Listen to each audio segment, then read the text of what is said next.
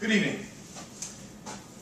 Have you guys had friends like you had for a really long time, like on through military or high school or elementary school, on through people you can go to and you can tell them whatever it is they need to hear, they won't take offense? Or they can tell you whatever it is you need to hear that nobody else will tell you. We all need those types of friends. Most of us don't have them. Most of us just have friends that talk about whatever it is you're doing behind your back. Or you'll talk to somebody else about what somebody else is doing behind their back. Paul and the Philippians had that first kind of relationship.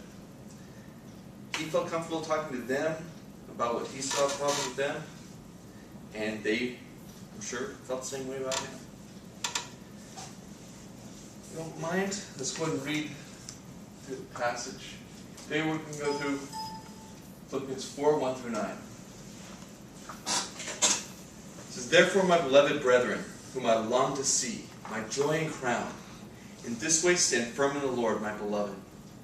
I urge Euodia and I urge Syntyche to live in harmony in the Lord, indeed, true companion. I ask you also to help these women who have shared my struggle in the cause of the gospel, together with Clement, also and the rest of my fellow workers whose names are in the book of life. Rejoice in the Lord always. Again I will say rejoice. Let your gentle spirit be known to all men.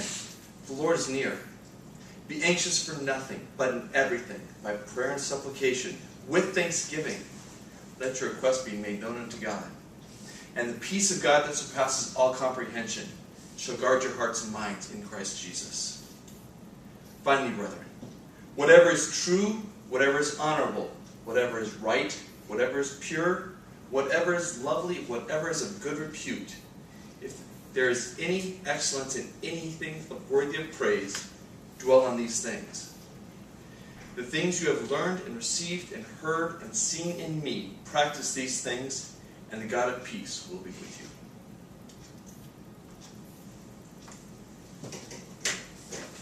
An example of Paul's relationship that he had with people is the way he talks to Euodia and Syntyche. A couple of you mentioned before the disagreements people were having in Philippi. And this is a perfect example. Well, you notice when he talked to him, he didn't take sides. He says, I urge Euodia and I urge Syntyche. So he looked at them both equally. He didn't take sides. He just said, you both need to swear away. One other thing about this, verse 1. Some of the commentaries say that there's a chance that Philippians was actually a compilation of 3 or 4 different letters. This verse, in one of the commentaries, verse 1 was also in the previous verse. It was with the previous passage that we already passed, or talked about. But in both of them, this is a transitional verse between the two thoughts. Indeed, true companion, I ask you also to keep these things, these women who have shared my struggle in the cause of the gospel, together with Clement and also the rest of my fellow workers, whose names are in the book of life. So Paul knew that these two women were mature enough not to take offense when he talked to them. They had the type of relationship that he was talking about. He could address them and tell them what they needed to hear. Whether or not they wanted to hear it was irrelevant. He knew what they needed to hear, and he was able to tell them. And they wouldn't take offense. They knew that he was out there to encourage them. He was looking out for their best interest.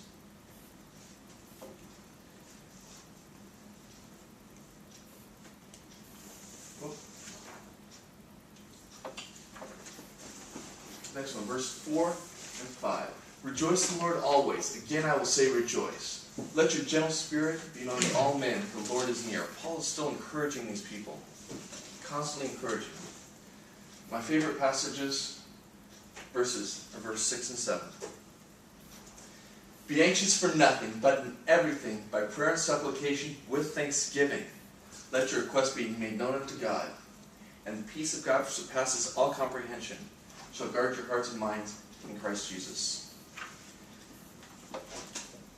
Last semester, forgive the thing, I told you guys about my car accident back in '92, where I was in a coma for a week, As a result of the accident, I had closed head injury, went into cardiac arrest 3 times in the emergency room. I was really jacked up. But during that time, I was in a coma. I didn't know what was going on.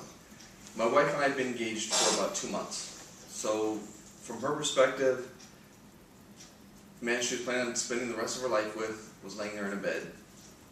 She didn't know if he was going to survive or not. My parents were living 1,400 miles away. Their only son was 1,400 miles away from them, lying in a bed, didn't know if he was going to live or not. But God took us all through that.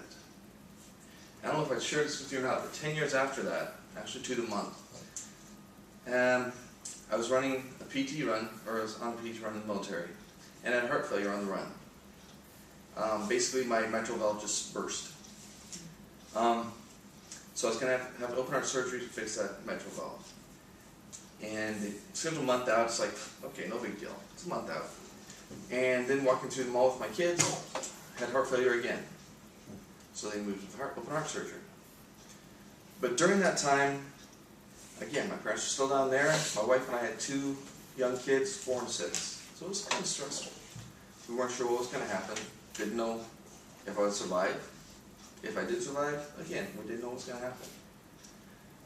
But we were able to look back on what Christ had done for us those 10 years prior from the car wreck.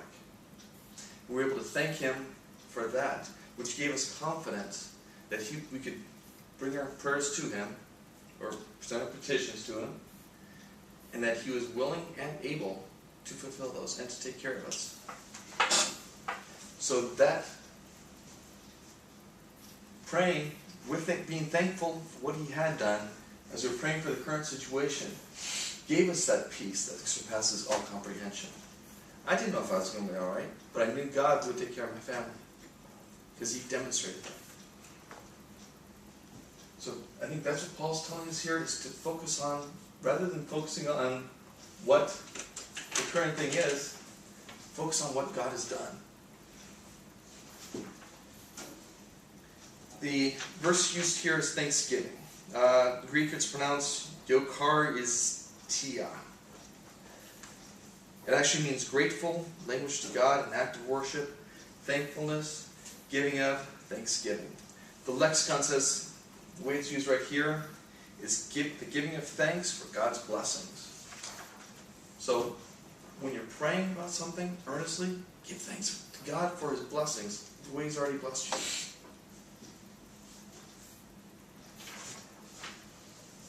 Okay.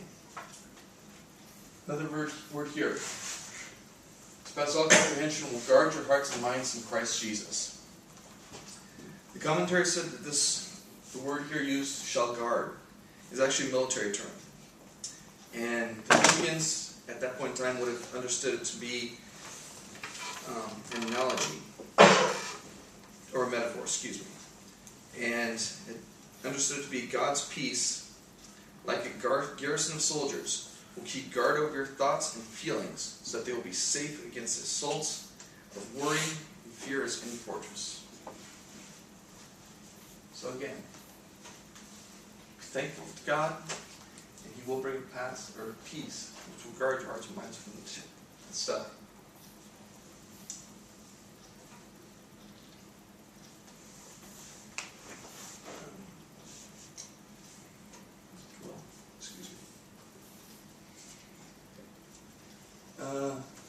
Finally, brethren, whatsoever is true, whatsoever is honorable, whatsoever is right, whatsoever is pure, whatsoever is lovely, whatsoever is of good repute, if there is any excellence and of anything worthy of praise, dwell on these things.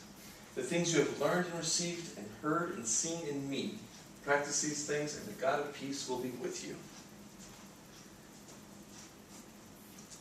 What keeps repeating is whatever.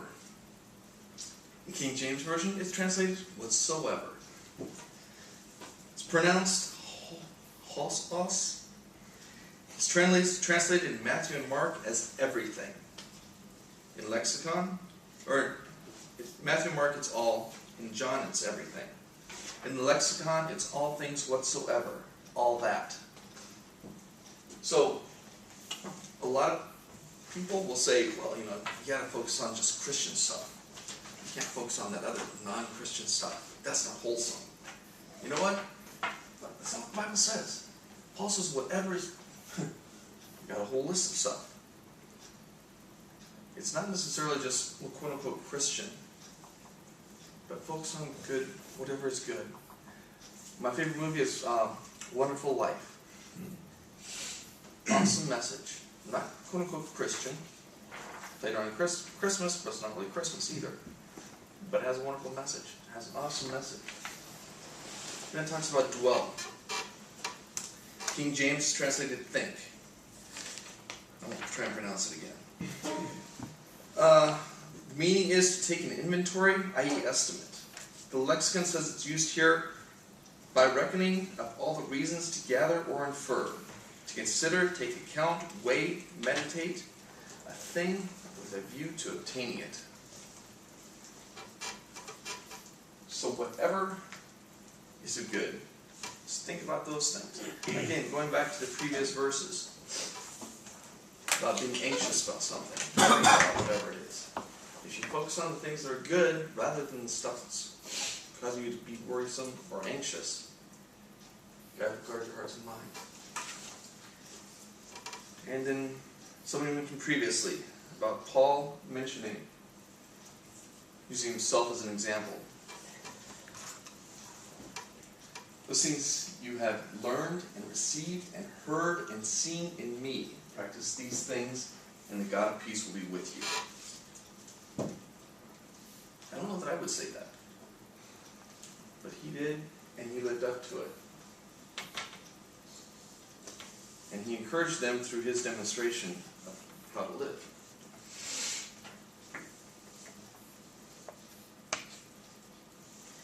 Throughout Paul's exhortations in this passage, the main thing is he's currently encouraging people, regardless of what is going on. Thank you.